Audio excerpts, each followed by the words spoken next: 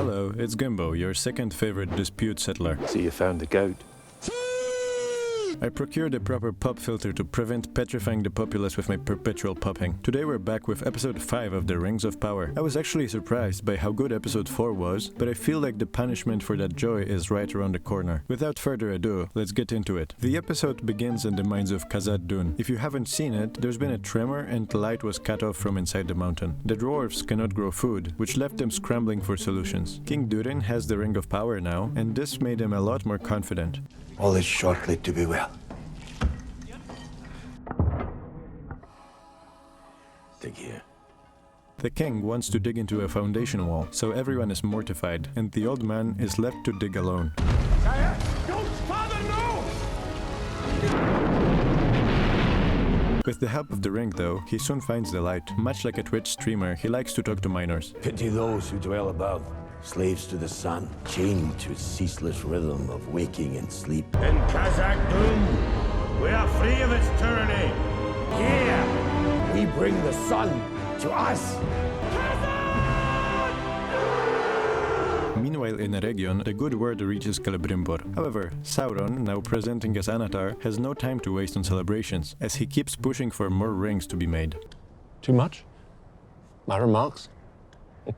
The next 9 rings are supposed to be for men, but Celebrimbor disagrees. Somehow, this show manages to both insult all men regardless of race, and yet still make it sound incredibly racist. Much of the misery of men is of their own making. And I have been informed that it was the men of the Southlands who aided Adar in his conquest in the first place. It briefly seems that Celebrimbor has some authority left in his own forge, My answer is no. but Anatar quickly shoots it down. I shall make the 9 myself. We see that the elf has become a tool in Sauron's hands.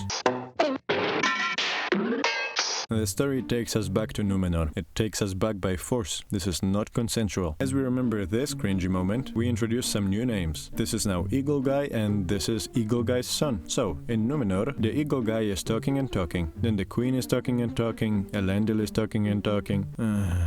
So here's the deal. Whenever there is a scene in Númenor, I'm going to read you one fun fact about marine wildlife. I suspect your understanding of the plot will not be affected, and we will save some valuable time and our brain cells. We're back with the High King Gil-galad. A letter arrives from Eregion. Inside, there is reassurance from Celebrimbor that everything is good, but we know this is false. Now, the High King has to decide whether to believe the letter and go to war in Mordor, or wait for word back from Elrond, who has not yet reached Eregion. We quickly move to Khazad-dûm, where Disa is making her husband uncomfortable again.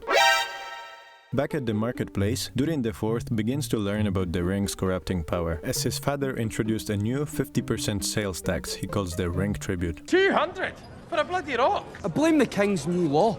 For every coin spent, another goes to the crown. Sauron's dark powers took a very short time to introduce government overreach. Either way, Disa convinces the merchant to sell her the stone, and she immediately drops it. After a bit of tomfoolery, trying to catch the stone, Disa finds an unexplored part of the mountain. Immediately, her first thought is to make as much noise as possible. This awakens some creature in the water.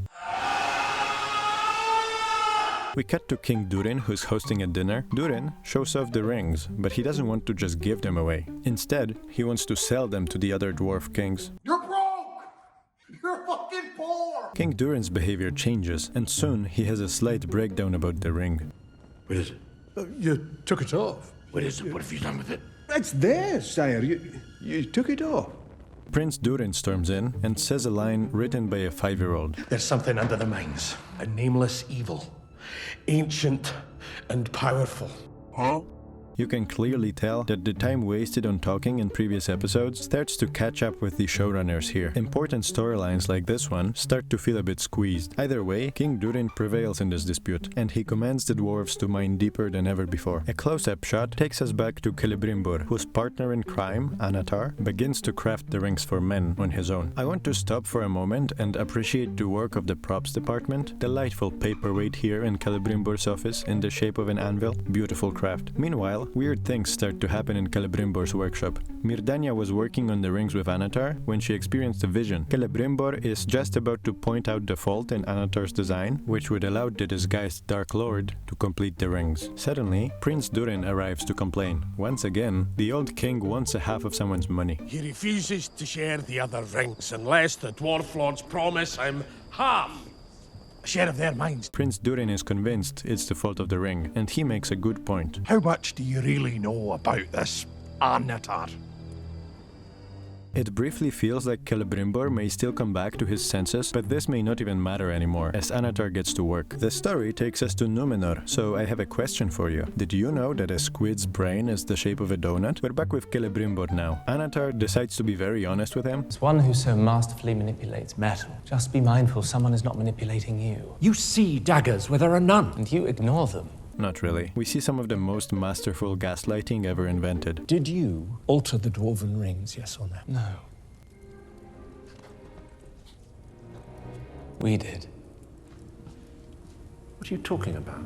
This part seems genuinely well written, by the way. Anatar always steps up his gaslighting game, even when confronted straight on. In result, Celebrimbor is convinced that he caused the problems with the dwarf rings. Now, Celebrimbor is the one calling for the forging of the 9 rings for men, and he gets to it with more conviction than ever. The episode is coming to an end. Prince Durin confronts his father about the ring, but he can't achieve anything. Elrond tries his very best to make Gil-galad send reinforcement to Eregion, but he also achieves nothing. Galadriel is revealed in orc captivity. She gets like 20 seconds of screen time, and the episode ends. Overall, this was not a terrible episode. It seems that the writers woke up and realized there is a story to tell here. This results in a more interesting episode, but also very inconsistent pacing. As we continue through this season, I find myself unable to like or dislike the series. Rather, I feel a numbness radiating from the screen and into my soul. What could it be? Tell me in the comments if you watched until this point. Goodbye.